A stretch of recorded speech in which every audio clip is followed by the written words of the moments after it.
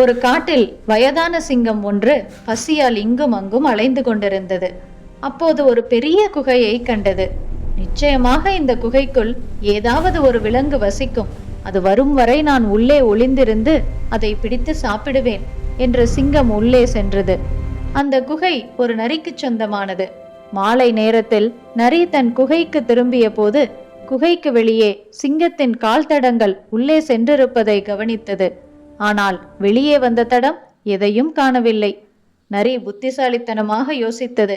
உள்ளே சிங்கம் இருப்பதை உறுதி செய்ய ஒரு தந்திரம் செய்தது. குகையின் வாசலில் நின்று கொண்டு, குகையே குகையே, நான் வந்துவிட்டேன்.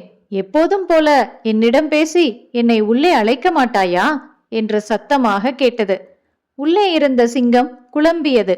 ஒருவேளை இந்த குகை தினமும் நரியுடன் பேசுமோ?